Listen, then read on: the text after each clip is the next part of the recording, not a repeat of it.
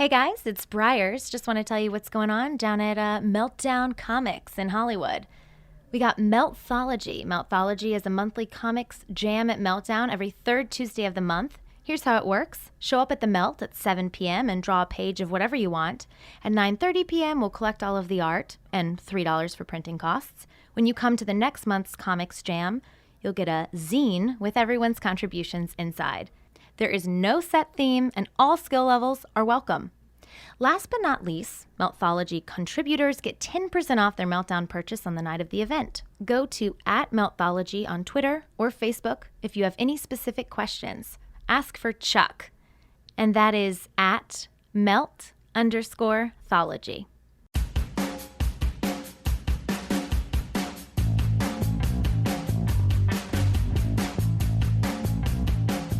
Hello and welcome back to another episode of Pod Sequentialism. I am your host, Matt Kennedy.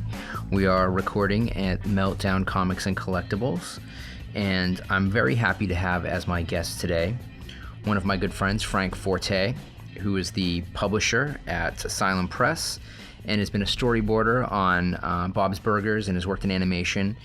And I thought it'd be great to have somebody on, especially in contrast to last week where we had Ave Rose, who's been self-publishing for quite a long time, but someone who's more grounded in the kind of comic book fandom community and who has been publishing a lot of sequential work.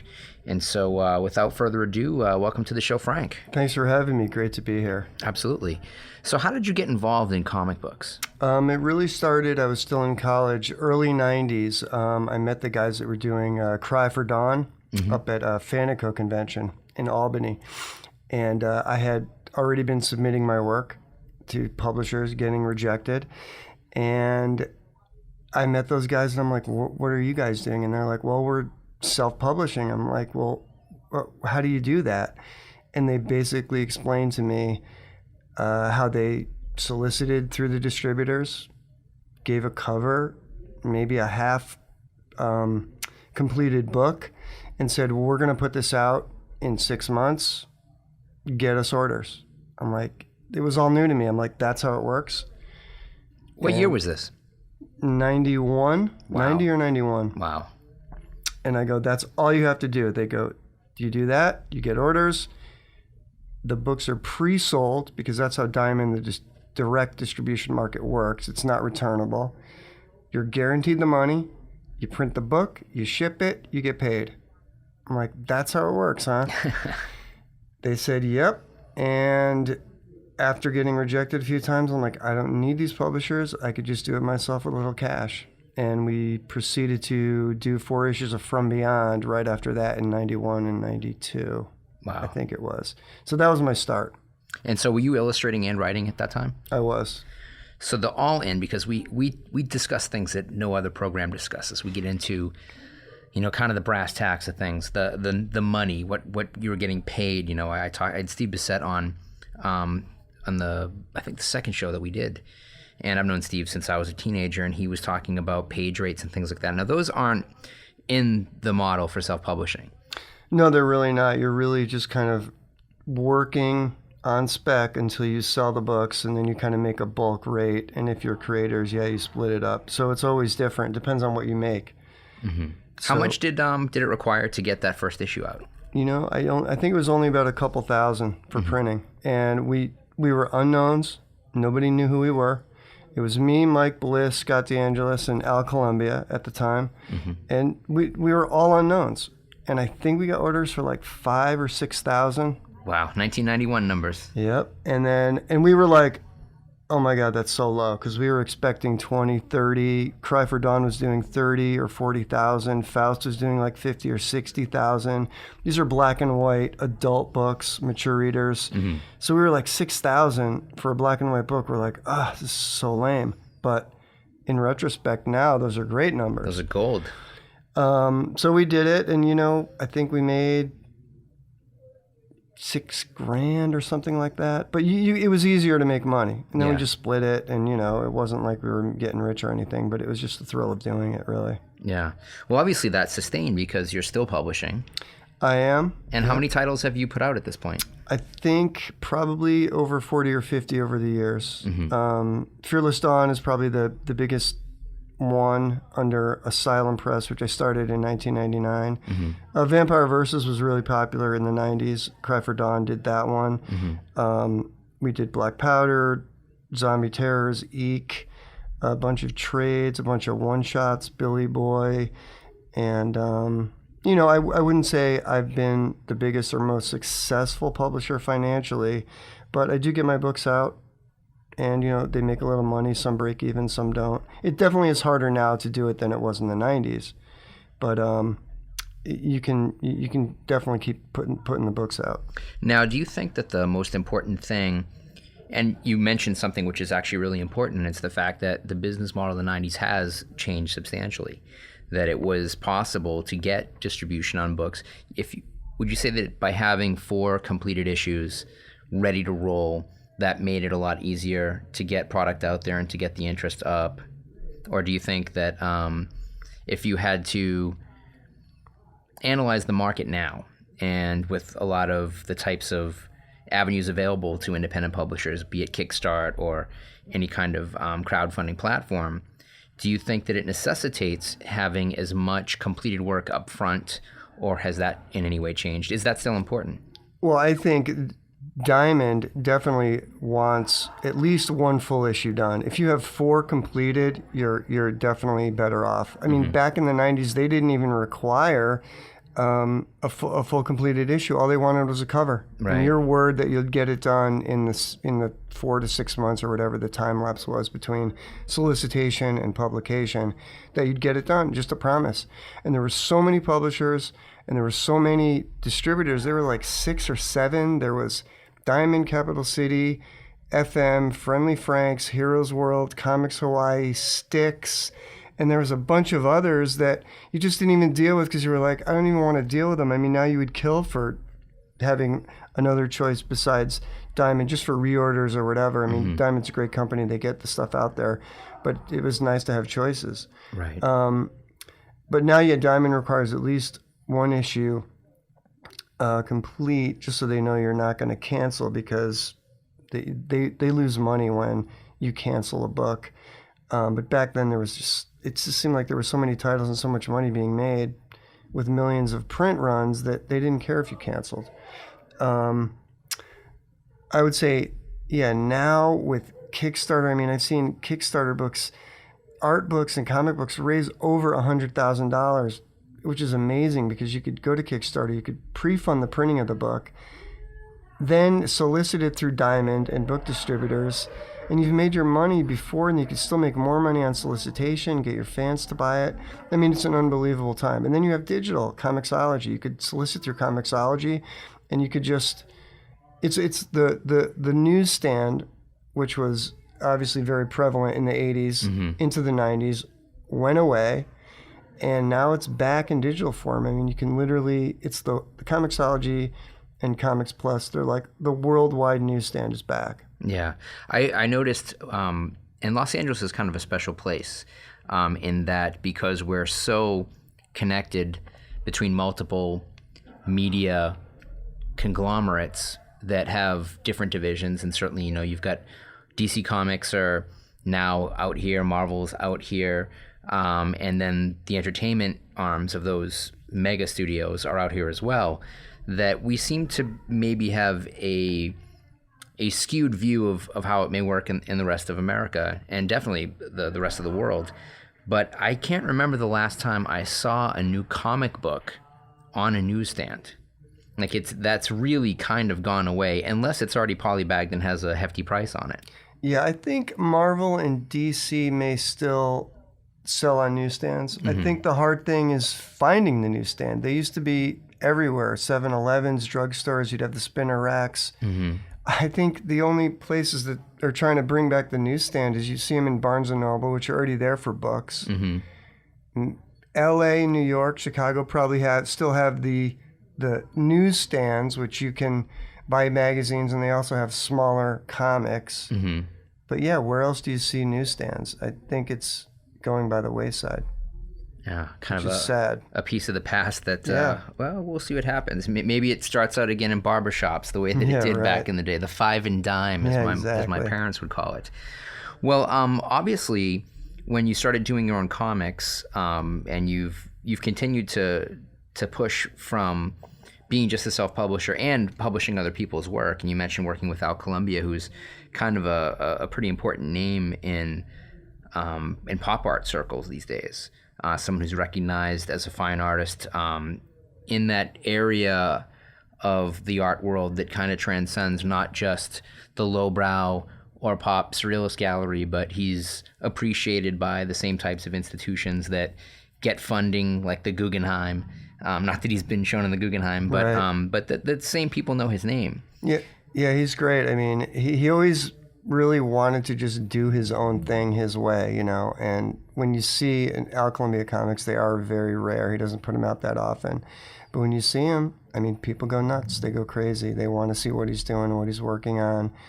But I think everybody only wishes he would put out more stuff. But, you know, he's one of those guys that he'll only put it out when it's ready, and not very often.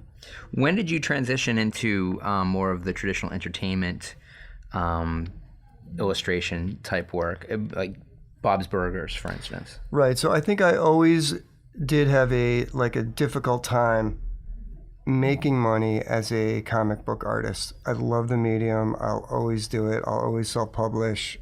I love digital as much as people say it's not print. It's still a great way to get your books out there.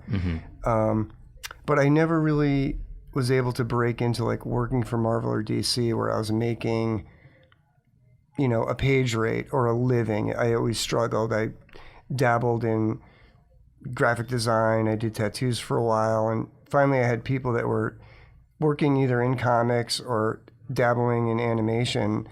And they were like, we've got to go out to LA because there's a lot of studios, there's a lot of work. And if you can draw, you can make money as a storyboard artist, a character designer. And I was just getting kind of tired of living in poverty. Like I just, it was really difficult to make it in Connecticut as an artist. And I could never, my style was never really that where I could break into working for Marvel or DC. So a bunch of us packed up, we moved out to LA and we got jobs working for the studios. That was 2002, 2003. And, you know, it's a good, I could still be a storyteller. I could still draw for a living. You're making cartoons, which is great. But, you know, I've still always done comics on the side. And just because I love the medium. But for me, it was always difficult to make a living that way. And now you also exhibit in galleries. You do paintings. You've been featured in shows at the gallery I run, the Luz de Jesus Gallery, and other galleries.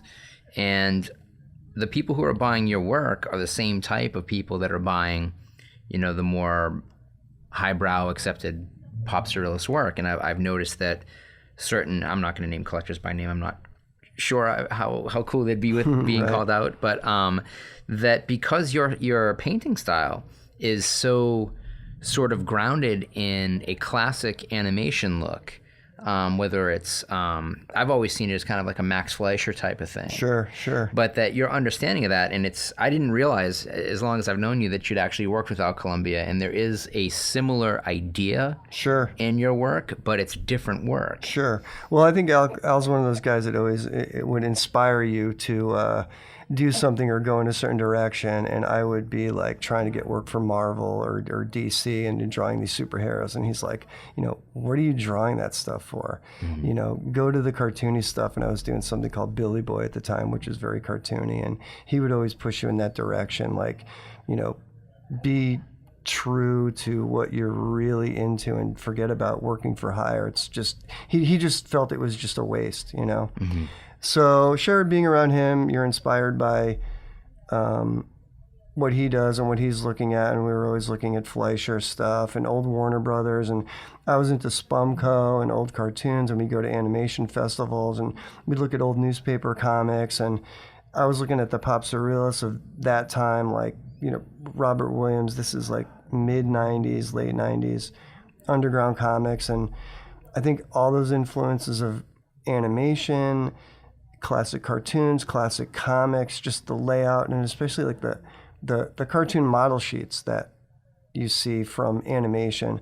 I look at that stuff and I try to bring those raw drawings into my paintings. But I think with trying to do more fine art, sometimes you just get fed up with your day job. Yeah. I mean, it's good to make money, but you just kind of want to have something out there that's uniquely yours, that you did without anyone coming over your shoulder and giving you notes, telling you what to do, try this, try that, change this color. You just, at some point as an artist, you want to have something that's yours that you did. And I think that's what I get from doing the fine art paintings. It's just a way of saying, I just want to be passionate about bringing something to the canvas. And I'm using, basically all the influences things that I've liked and been inspired by over, 2.5 decades or whatever when I started looking at cartoons or longer. So yeah, it's just a way, it's an outlet, I feel. It's funny that a lot of people I know who do work in entertainment won't do commissions when it comes to their fine art because of the exact thing that you explained, that you feel like when you're collecting that paycheck. And I think that there's this grand romantic belief by a lot of people that you go to art school, you get your degree, and then, if you don't even think about the fact that you have to pay back the phenomenal, astronomical price tag that comes with most college educations these days, if you don't even have to think about that, let's say that you had a rich uncle who funded your college, right, that you're going to magically have your own studio and just start painting, and someone's going to show these paintings and they're going to sell, and in 25 to 30 years you'll be the next Van Gogh, and your life is made. But of course, a life, selecting the arts as a life choice is a very brave, daunting, and frequently unrewarding professional choice. And so not wanting to once again kind of dip your toe back into letting people tell you what to do has become a very common way of doing business, I guess, that it could be easy money to do commissions. And I always tell my artists that if you're going to do commission work, to charge more than you would charge for gallery work. Sure. So that, because otherwise, why would anybody buy your gallery work if they know that they can just pay you the same amount of money and get exactly what they want? That, make them pay, we used to call it the AH tax. Yeah, right. We won't invoke the word on our family-friendly podcast, but that that it's a difficult choice. And what's a great thing, and what I try and explore in this particular podcast especially, is getting down to those brass tacks, the things that really make it rewarding for you. And you've explained that you love publishing, and I also agree that that being involved in animation as a way of continuing your artistic merit is, I think it's fantastic. I think number one, that brings better people into animation, and that makes the animation better, but that two, it allows a second life for people who are artistically minded, who have and want to present their own ideas. It funnels to them the opportunity to be able to do that because their bills are being taken care of. Sure, absolutely. And it's not for everybody. Not everybody can do that. And there's certainly a lot of artists who are completely incapable of working in those types of environments. And that's not to say that it's a skill that you have to have. Some people have it and some people don't. So what do you think were the biggest influences upon you, and at what age did you feel like, I think this is something I really want to do? I mean, when we're kids, maybe we're 5 or 6 years old, and you might say something ridiculous like, I'm going to be a cowboy. And I'm not talking about the people who work on ranches. Yeah, right. I'm talking about the Clint Eastwood type of cowboy.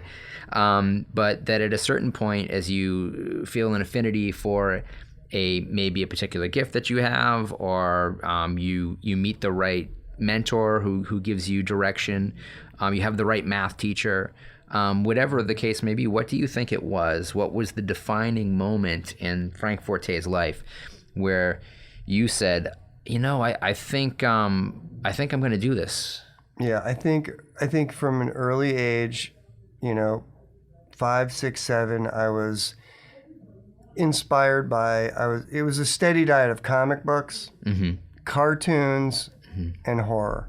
And I think those three things, and the horror I couldn't get that much because my parents wouldn't let me watch it, but my grandmother had HBO. So I'd go over grandma's. 1979. At night, she'd go to bed, and no one locked anything back then. Yeah. And I was able to watch, R-rated horror movies. I remember when Preview, which was an early cable delivery service that used the regular broadcast signals, and you'd have to have a set-top box that would decode it. I remember waking up in the middle of the night and sneaking into the living room and turning it to channel 27, then 26, then 27, then 26 to catch that little moment before the signal scrambled again, because you'd always get some like bizarre, strange erotica. Yeah, it'd be a little flesh.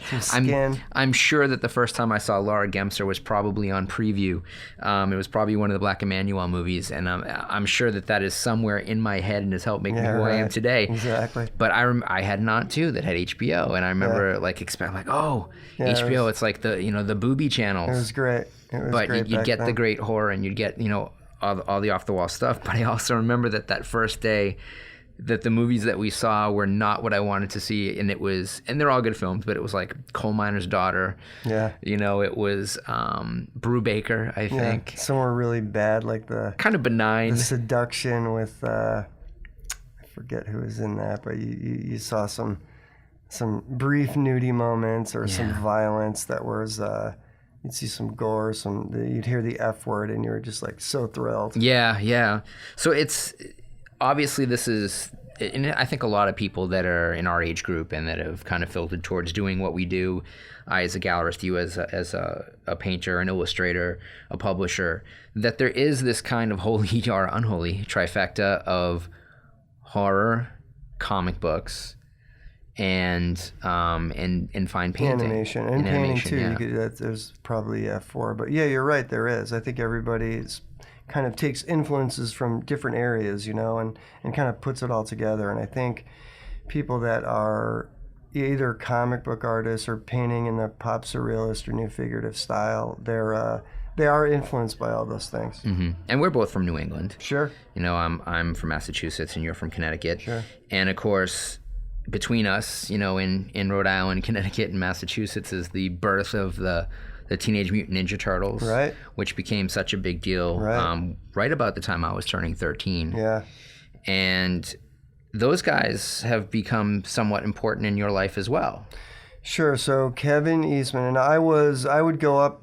After Kevin Eastman made it with the Teenage Mutant Ninja Turtles, most people know he founded Tundra, which was an independent publishing company that was in Northampton, Mass. It survived 3 or 4 years before it finally shut down. But it was a really great place to be at the time, because I think Kevin bought or rented this factory. And in this factory were all these artist studios, and everybody just went up there and hung out. People had their own rooms. And it was really like this thriving artist community. It was really great to be a part of it. And when it ultimately shut down, it was just really depressing for a lot of people around there. And then plus, he opened up the Words and Pictures Museum. So you'd go to Northampton, you had Tundra. Northampton's this great, young, thriving college town in the hills of Massachusetts. Almost near New York, really. Buffalo, New York, not New York City. Yeah, it's right. It's northwestern Mass. Right, close to western, upstate New York, right. Further past Springfield even, I believe. And, they'd have these great exhibits at Words and Pictures, and you'd see all this old Kirby stuff that Kevin Eastman had in his collection, and it was great. And then, so the connection being Kevin Eastman buys heavy metal. When it was ultimately going to go out of production, National Lampoon didn't want it. They were going to have it die. Kevin buys it and saves it. And over the years, I've had a couple stories here and there. And a few years ago, he asked me at Comic-Con if I would like to guest edit an issue. I mean, I was thrilled. I'm like, you really guest edit an issue of heavy metal? Especially, when you go back and look at the classic era, from 1979 or 78, I guess, right? Something like that, 78. And you're talking about the magazine that exposed H.R. Giger to most Sure. of America, that definitely introduced Mobius, that definitely introduced Milo Manara. Liberatore, and all those guys. Yeah. Pepe Moreno, I mean. Did I tell you Pepe Moreno came to the Coaster Show last year? Oh, he did? And he introduced himself, and I'm like, Rebel. You know, like I bought the issue of Heavy Metal on the newsstand that had the first Rebel. And of course, he's gone off into entertainment too. He has, yeah, right. He's done like video games and. Yep. But I talked to him recently. We're trying to get him to put some of his unpublished work into heavy metal. So great. And he wants to get back into comics. Like, he really loves the medium. Yeah. And he also had expressed interest in doing some more like actual exhibition work too. And I thought it's fine art stuff. Yeah, that it makes sense, you know, that first wave, what became lowbrow, what became ultimately pop surrealism. And you can argue now that that the state of illustrative arts has been most impacted by the success of people who have worked in a sort of pop surrealism, whether it's Mark Ryden or John Curran, Odd Nerdrum in the fine art market. Sure. That it comes directly out of that Zap Comics generation of Robert Williams and S. Clay Wilson, Stanley Mouse, you know, Crumb, and all these guys, Gilbert Shelton. I mean, we could go on. Everybody that worked at, you know, Spain Rodriguez. Sure. That it would make sense to me that since the natural hereditary successor to Zap Comics was really the Metal Hurlant, you know, the French original version of heavy metal, and that it took these really far out guys that had been doing very similar work. You know, Guido Crepax had been doing such groundbreaking S&M centric illustration going back to the early 60s. His Baba Yaga story was turned into a feature film, and you know, that impact in Europe was similar to the impact that, you know, via Fumetti in Italy and via Bande Dessinée in France, that the underground comics had to, you know, the kind of hippie generation that then kind of turned over into the 70s, and you had these kids that were maybe, you know, definitely influenced by the pot generation, but a lot of these guys weren't smoking pot in their day. I mean, certainly Robert Crumb wasn't sitting in a bedroom in Cleveland, Ohio or whatever, smoking a lot of grass to produce his drawings. I don't know that I can say the same for S. Clay Wilson. Yeah, right. But that it makes sense that would be really ripe for rediscovery in a fine art environment. That those guys, I mean, already Mobius is a museum exhibiting artist in France, was hugely successful before he passed away. His illustrations were going for what I think American comic art fans would think were inordinately high prices, but there was always the respect for sequential art in Europe that did not exist in the United States until, I mean, quite honestly, the rediscovery of the independent comic, you know, the type of stuff that Out Columbia was doing, the type of stuff that was being done by Raw, the stuff that was being really championed in the pages of the Comics Journal. And I'm kind of, I have sort of a split opinion on this, that in the one hand, I'm really happy that the Comics Journal became such a central focus for independent creators telling independent stories, but I also really felt like they've always been very dismissive of superhero comics, and I think they absolutely have. You know, if you're not Grant Morrison, you don't get covered for writing superhero comics in the Comics Journal at all. Right. It's like they pretend that 85% of the comic industry doesn't exist, and I mean, there's reasons to get upset about that now, but certainly I think when Gary Groth was running the Comics Journal and he embraced, you know, having Gil Kane interview Robert Crumb, you know, like really crossing these two worlds, that it opened up a perception and a respect for the older generation of superhero art illustrators,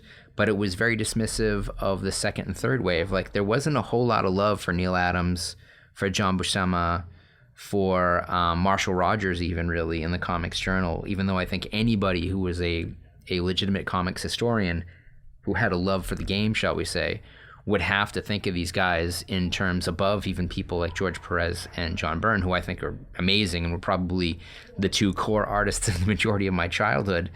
That if you weren't Jack Kirby and you weren't Steve Ditko and you weren't with EC Comics, they were very dismissive of the later generations. Yeah, it's weird. I think Gary Groth always just wanted to present people with different creators that normally did not get any kind of mainstream press. Mainstream, I guess, being Wizard or I don't even know. Pre-Wizard, but like Comic Buyer's Guide. Yeah. He just wanted Amazing Heroes, I guess, would have been one of the bigger publications. Comic Scene was before that. Yeah. Comic Scene was great. That was Steranko's publication. Oh, was it? The great thing about that is every other page of that was an advertisement for some David Hamilton or like erotic photo book. And sometimes the woman at the grocery store would sell it to me, and sometimes she wouldn't. It depended on who was on the cover. Right. If there was, if it was Michael Keaton in a Batman costume, I could buy it. If it was Sybil Danning, there's no way that magazine was leaving in my brown paper bag. Right. But that really, I think, was maybe the first publication to side-by-side feature what was commonly considered fine art by way of the art photography with comic book stuff. Like right there in the same magazine. Yeah, back to the fine art thing. I think that it is strange that only till recently did Silver Age covers, Silver Age interior pages start fetching prices like $10,000, $15,000, $20,000. I mean, in the 80s, they you could buy those pages for like $20, $30. I mean, Frank Miller pages were $20. I mean, it's... A friend of mine said he bought a Fantastic Four page. No, it was an X-Men page from X-Men number 102 for $25. I think it's worth about $16,000 now. Dave Cockrum page. It's a Dave Cockrum page. Yeah. And I don't know, was there something funky going on with art dealers buying and then selling and then upping the prices? It's great that stuff hangs in galleries, but the prices are crazy. Robert Crumb, he always fetched more than the normal person for his and more than Jack Kirby by leaps and bounds the whole way down the line. So he was always considered, his pages were always considered fine art, but those other pages, they were just considered trash by art dealers. Yeah. But it's good that it gets respect. I mean, comic books definitely have gotten more respect than they ever have. I mean, in the 80s, you read comic books, like girls wouldn't talk to you. It was like ridiculous. Yeah. You had to hide it. And now it's like everybody reads comics. Yeah. A couple weeks ago, we had on the show Satine Phoenix, who's a female comic artist and has dabbled in fine art as well. And she's also been kickstarting her own projects. And she talked about the fact, because I asked her, I was like, well, what's it like being a woman in this kind of man's world? And especially because she was a game master. She was playing Dungeons & Dragons. And I can tell you, when I was 12 years old, that there weren't a lot of girls playing Dungeons & Dragons. Yeah, right. But she corrected me. She was like, well, no, they did. But their older brothers, boyfriends, and classmates were such jerks to them that it killed their interest in wanting to pursue it. And I think what has happened is that I think our society has grown a little bit more tolerant of different cultures and definitely, respecting, the power that women have as creators and not just as maybe sexual objects, that over time has changed. And now when you walk into a comic shop, there's a good chance a girl works there. There's a good chance that she's not, that she's average or above average, with respect to both intelligence, to physical appearance. And I don't want to belabor that point, but I think that it was a very different world 15 years ago. Sure. And 20 years ago, absolutely. 30 years ago, definitely. Many more female creators in comics, writers, artists, inkers, colorists. I mean, they're just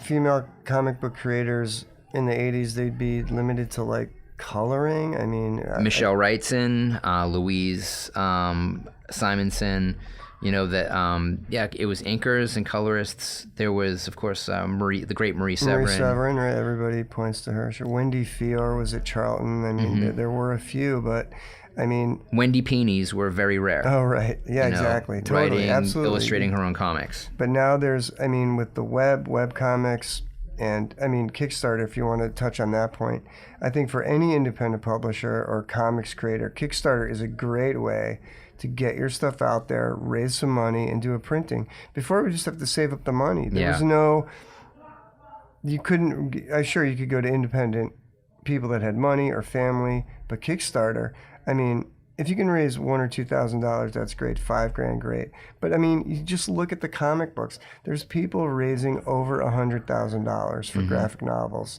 and some of these people, they're not major creators. They're not like people that work for Marvel and DC. They're indie people that have made a name for themselves on the web, on their own, with the webcomic, with social media, and their fans are coming together and helping fund a comic. That just was not possible 20 years ago. Yeah. It's great. 20 years ago, it wasn't possible 5 years ago. Yeah. But our guest next week is going to be Christopher Ulrich, fine artist, amazing guy. And he was one of the first people to actually kickstart an exhibition. And he was, kind of demonized for it. Yeah. That people are like, how dare you ask me for money to do this show? Such a thing? And how dare you? Now studios are doing it. And I remember in the Hollywood thing, studios, when Kickstarter came out, the agents would say, oh, no, don't Kickstart. Of course, because the studios didn't want you to have that power. Yeah. They want to be in control. And now, when celebrities started doing it, everyone started doing it. You can't stop it, really. But, and back to Chris Ulrich real quick, I'm also heavy metal. I'm guest editing issue 277, which hits the stands in October. And we have a feature article on Christopher Ulrich. He's one of the artists featured in the Artist Gallery. He's the Artist Studio. Skinner is the Artist Gallery. So I think heavy metal, of course, as you know, changed hands recently. Kevin's still involved. Jeff Krelitz is one of the new co-owners of it. Mm-hmm. And they're trying to bring different types of artists, different types of creators. They want to bring more fine art, pop surrealist type people in there, concept artists. Grant Morrison's going to be the new editor-in-chief. Yeah, I spoke with Grant at Comic-Con this year, right next to your table. I mean, I think it's going to be another amazing time for heavy metal, like a rebirth and a golden age. Could be. Yeah. Could be. So it's great to have always to have a sort of hybrid that connects the things that we would be interested in anyways. Certainly, in the 70s, it was, if you were into a certain type of comic book, you might be into a certain type of music. I mean, for the generation of guys that were before me, it was like Hawkwind and Michael Moore's Connection. And then it was, the Frank Frazetta covers to, Molly Hatchet albums. Yeah, I always wish Molly Hatchet were a better band. Yeah, right. You'd look at those amazing Frank Frazetta covers, you're like, oh, I really wish this was heavier. They had some good tunes. They did have some good tunes, absolutely. I'm not going to hate Southern on Molly rock, Hatchet. heavy Southern, Yeah. But in certainly the Michael Whalen Elric covers that were on Sirith Ungol's albums. And he did those Lovecraft covers back then. Yeah, which were being republished by Bantam and I think Del Rey. And those great wraparound covers that were all kind of similar. These things connect, like the likelihood that you would be into a painter like Ulrich and the comic work of someone like Grant Morrison, and even the illustration chops of some of the people that are kind of bringing back that kind of Dave Stevens look. And I know you work with a pretty phenomenal artist who I've always looked at as kind of like, wow, they should get this guy in Rocketeer. Like he's really got that Dave Stevens touch, and but it's still his own thing. Steve Mannion. Yeah, he's great. Love that guy's stuff. Yeah, he's going back to the whole commission thing versus fine art. Steve Mannion is one of those guys that makes a pretty good living doing commissions. Mm-hmm. He loves doing it, and he likes the challenge, and people pay him, good money, and he does great work. So some people actually look at the commission and they love it. They love the challenge.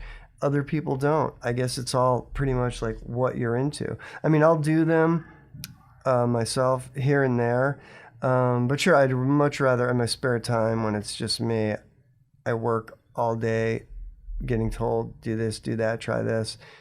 In my fine art life. Yeah, I just want to do my own thing.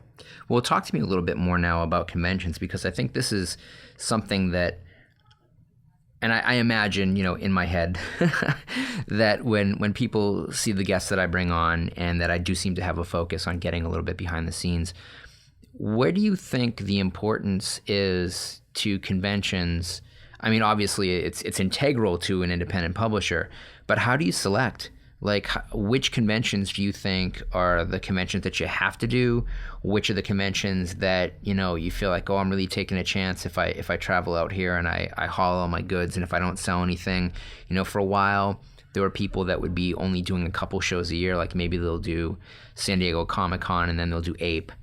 But now it seems like there's certainly a lot more shows than ever there were before, but now the costs of tables at these shows is it does make or break. It does get expensive. I think you have to be choosy. Like if you're traveling to Denver, I would say do the big Denver show, or Phoenix, do the big Phoenix show.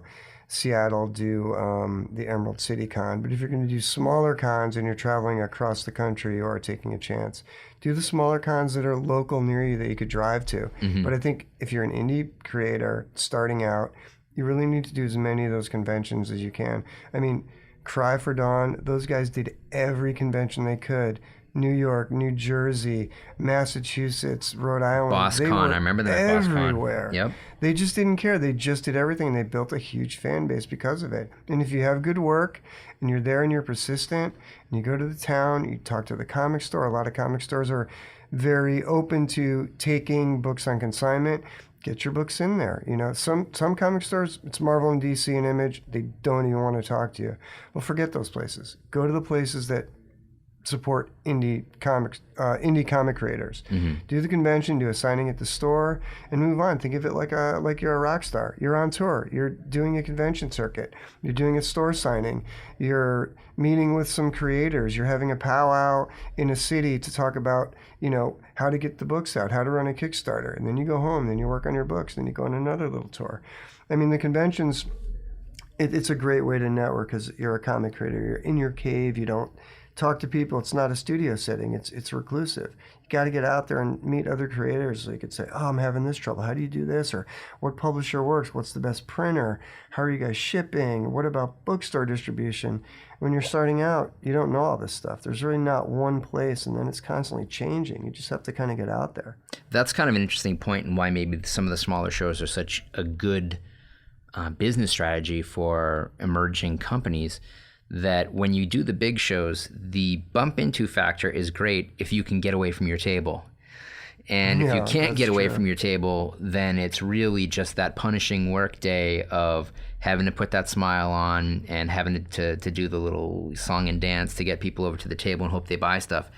And a slow day can be just defeating. It could be tough. I've had many of those where you just leave depressed. You're like, why am I doing this? But I guess, bring a black tarp, a black fabric, cover your table, just get up, walk around and talk to people. Because, you could get stuck there. And I've had many of those where you do this convention, nobody shows up. You sell one book and you're like, I just wasted this whole day.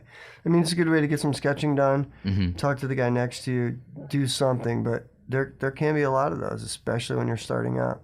The good thing about a bad show where everybody's doing poorly is that you all get together and talk during the loadout.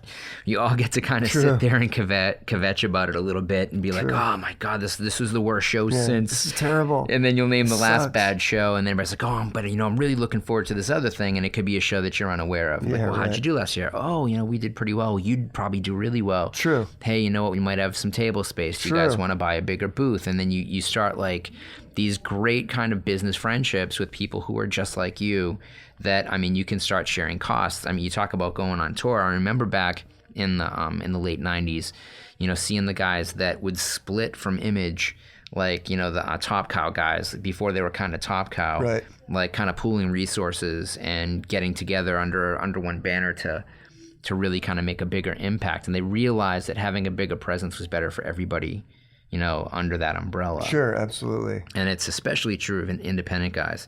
Although I've heard some stories, I won't name names, about certain comic book professionals who, if left unchecked, will completely banner off the next 3 tables next to them until somebody says something about it. That is true. That does happen. Yeah, and as an indie guy, sure, you can't be afraid to step up and talk to the promoter and be like, hey, these guys ripped off our tables. But yeah, that does happen. What was I going to say? And then the whole self-publishing thing too, and it isn't for everyone. Someone could get into it. They do it for a while, and they're like, "I'm printing, I'm shipping books, I'm storing books. I don't want to do this. Yeah. I just want to draw comics." Well, if it's good enough, you may get picked up by an indie publisher. There's indie publishers smaller than Fantagraphics that will take you on. You could just go digital. You could do it yourself through Comixology. If you're good and you have a fan base, chances are somebody will be like, "Hey, you know what? Come with us. We'll take care of the publishing."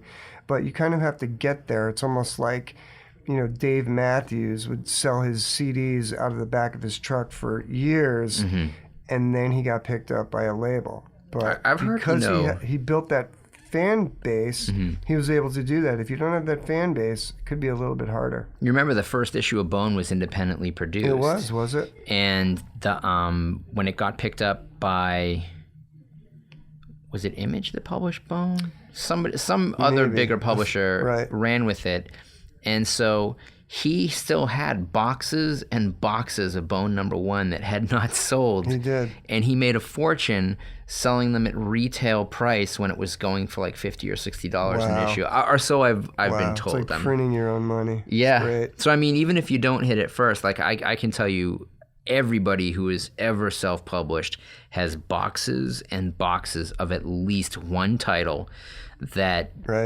they either got bad numbers from distribution and so they overpublished, or one store had ordered a lot and that store went under 4 months before the after the issue preview came out and before the money started rolling in. Yeah. But that everybody's got boxes and boxes of these things in their closets. It's not worthless. If you persevere, the value will come back.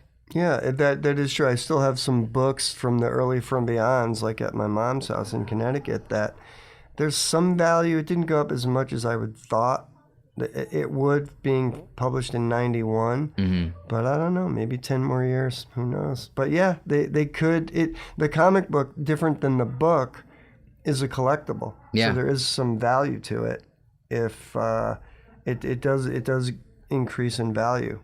So what would you say, and we're going to wrap this up pretty shortly, but I want to thank you for coming on and for being, so open about discussing this stuff. Sure.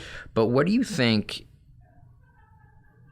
if there were a young would-be self-publisher out there, what do you think is the single best piece of advice that you can give them? And you can elaborate. I mean, maybe it isn't a single piece. Maybe it's a 3-pronged plan. Yeah, it's probably not just one piece of advice. I think, the main thing is to spend the time drawing great comics. Explore Kickstarter for, first of all, if you don't have a publisher, definitely get it on Comixology Submit. You could easily do that. You can get your books on Kindle as well, Comics Plus, Kobo. All those e-readers put out EPUBs, but you're going to get your most orders from Comixology. It's kind of like eBay, where everybody sells on eBay because it's the biggest market. You're going to get most of your sales from Comixology. It's a worldwide app. Everybody reads it. Put your book out there digitally. Start a webcomic. You can give your comic book away for free and sell it. There's plenty of people that do it. It's about building readership, building a following. And, work a day job, save some money. For $1,000, $1,500, you could get 2,000 floppy comic books printed. You could do that in America. You could do it in China. There's plenty of places you'll find. Print them up, start selling them, start hawking them out of your car. If the work is good, someone will pick you up, or you'll get a freelance job. Marvel or DC or somebody will. They won't like this project. They'll like your next project. That's something that's important, is that the value of a hard good as a business card for future employment. That there are tons of people that started out in the artist alley at Comic-Con and then worked themselves up into being self-publishers or just being name artists. And certainly the brass at DC and Marvel walk over and say, hey, we'd love to have you do a cover. They do. And it doesn't pay well. I know that the freelance rate for Marvel at least a year and a half ago was $600 a cover, and that's no royalty. Wow. But I think it was way more in the 90s. I think in the 90s they'd get like 12 or even more than that. Yeah, I think that the numbers are down, obviously, so there isn't as much money on the table. But the circulation numbers are way down. Yeah, true. But that it's a buyer's market. That there's so many people willing to almost work for free. And we talked about the attempt to unionize with Steve Bissett on the second episode.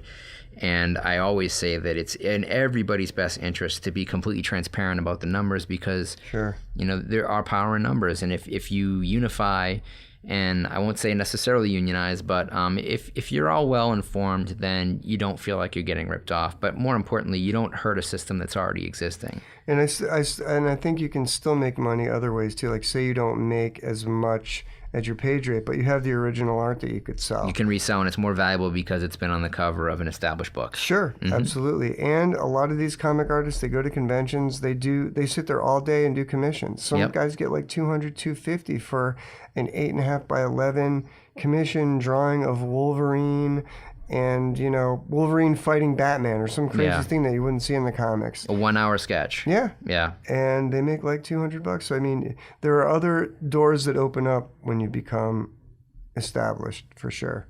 I think that's a really great place to stop. I want to thank my guest Frank Forte for being on the show. Great. You wanna put out some websites for our listeners? Sure. FrankForte.com is my website. At Instagram, it's Frank Forte Art. Same with Twitter. And Blogger, I'm frankforte.blogspot. And I frequently update all those pages with art, sketches, stuff in my studio. So yeah, that's where I am. Excellent. Thanks again, everybody, for listening to this episode of Pod Sequentialism. I'm Matt Kennedy, and we'll speak to you next time. Melt You, the school at Meltdown, where they teach you the skills to make comic books.